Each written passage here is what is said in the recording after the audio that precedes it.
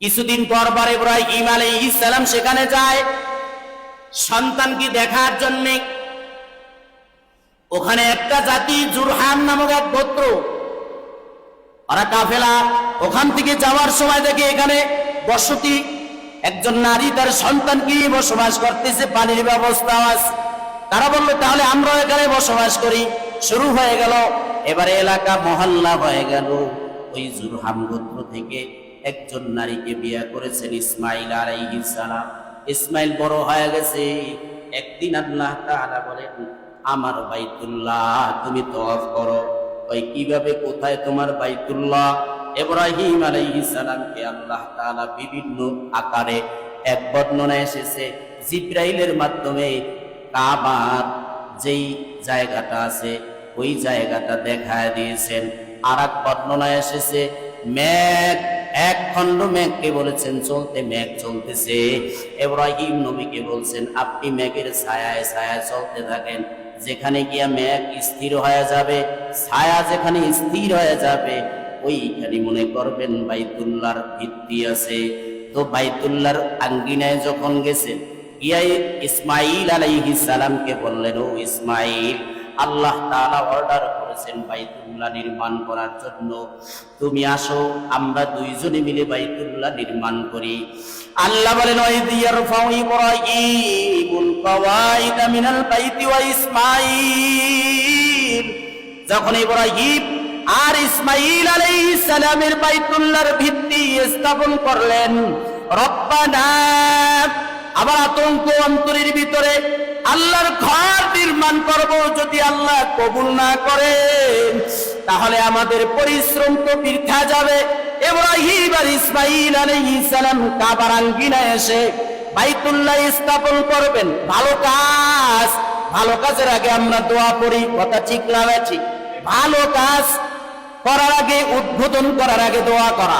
তো ইব্রাহিম আলাইহিস সালাম বলেন, রব্বানা তাকাব্বাল মিন্না ইন্নাকা আনতাস সামিউল আলিম।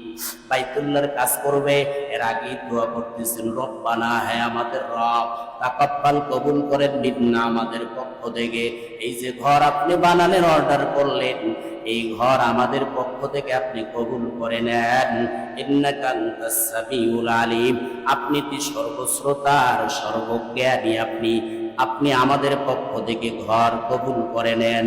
এবারে ইসমাইল আলাইহিস সালামকে অর্ডার করলেন, যাও পাথর নিয়ে আসো, যোগালির কাজ করো তুমি, আমি এখানে দাঁড়িয়ে দাঁড়িয়ে বাইতুল্লাহ নির্মাণ করব। তো 5টা জায়গা থেকে, 5টা পাহাড় থেকে ইসমাইল আলাইহিস সালাম সুন্দর সুন্দর বড় বড় পাথর এনে দিলেন। ইব্রাহিম আলাইহিস সালাম এক একটা পাথরের উপরে এক একটা পাথর রাখতেছেন, অটোমেটিক লেগে যাইতেছে। এবারে চতুর্দিক থেকে প্রায় 20 হাত লম্বা, পূর্ব পশ্চিমে 2টা দরওয়াজা, এখন দরওয়াজা একটা, তাও জমিন থেকে মাথার উপরে। আর ইব্রাহিম আলাইহিস সালাম যখন বাইতুল্লাহ নির্মাণ করেছেন তখন দরওয়াজা ছিল 2টা, একটা পূর্ব দিকে আর একটা পশ্চিম দিকে। আর ইব্রাহিম আলাইহিস সালামের কাছে যখন ইসমাইল আলাইহিস সালাম পাথর আনতেছেন, পাথর আনার পরে তিনি 20 হাত লম্বা করে ঘরটা যখন নির্মাণ করতেছেন, নির্মাণ করার পরে যেখানে হাজরে আসওয়াদ লাগানো বাইতুল্লাহর একটা পার্শ্বে, ওই বরাবর দেয়াল যখন উঠল, ইব্রাহিম আলাইহিস সালাম বললেন, ও ইসমাইল, এমন একটা পাথর তুমি খুঁজে আনো, যেই পাথরটা এখানে লাগাইলে প্রত্যেক হাজী সাহেবের আকর্ষণ বাড়বে, এই পাথরটার দিকে প্রত্যেক ব্যক্তির যেন আকর্ষণ বেড়ে যায়, এমন একটা সুন্দর পাথর তুমি তালাশ করে নিয়ে আসো। বাবার আদেশ পাইয়া ইসমাইল আলাইহিস সালাম এবারে তোর বিভিন্ন পাহাড়ে গিয়া তালাশ করতেছেন, না এক একটা পাথর ধরেন না, এটা বেশি সুন্দর না। এবারে তালাশ করতে করতে যখন জাবালি আবি কুবাইস এই পাহাড়ের উপরে গেলেন, জিবরাইল আলাইহিস সালাম আওয়াজ দিলেন, ও ইসমাইল, রবের পক্ষ থেকে একটা আমানত আমার কাছে আছে, আমার জিম্মায় আছে একটা পাথর, ওই যে হাজরে আসওয়াদ, কথা হাজরে আবিয়াদ, জান্নাতি পাথর।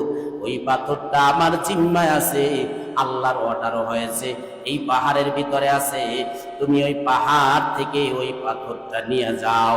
এবারে ইসমাইল আলাইহিস সালাম ওই পাথর নিয়ে গেলেন। ইসমাইল আলাইহিস সালাম গিয়া যেখানে এখন হাজরে আসওয়াদ, যে বাইতুল্লাহর যেই জায়গায় লাগানো আছে, ওখানে তিনি স্থাপন করে দিলেন। এরপরে আর মাথার উপরে আর দেয়াল তো উপরে উপরে মানুষ এখন যাওয়া সম্ভব না, কিভাবে যাবে?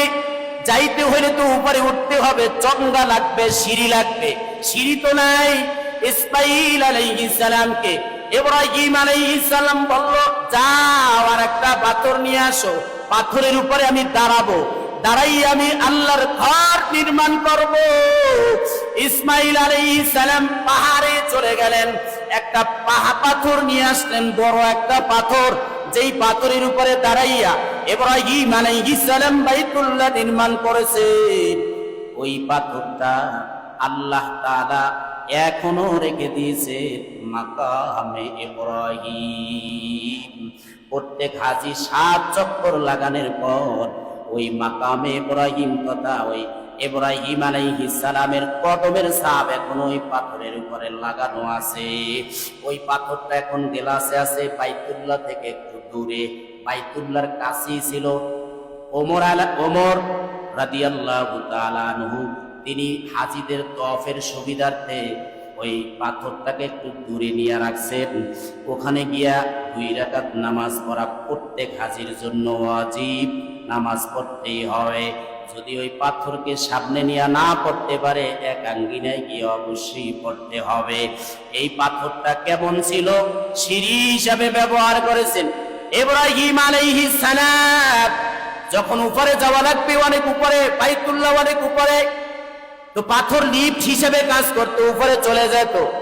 আবার যখন নিচে নামার দরকার হতো, তখন পাথর অটোমেটিক লিফট সিস্টেমে নিচে নেমে আসতো। এই পাথরটা এখনো আছে। ইব্রাহিম আলাইহিস সালামের ওই জায়গাটাকে আল্লাহ তাআলা 2 রাকাত নামাজ পড়ার জন্য ওয়াজিব করে দিয়েছেন। প্রত্যেকটা নিদর্শন রয়েছে বাইতুল্লাহ। বাইতুল্লাহ নির্মাণ হয়ে গেল 2টা দরজা বিশিষ্ট, একটা পূর্ব দিকে আর একটা পশ্চিম দিকে। 2 দরজা ছিল একেবারে জমিনের সাথে লাগানো, এক দরওয়াজা দিয়ে ঢুকতো আর এক দরওয়াজা দিয়ে বের হয়ে যেত।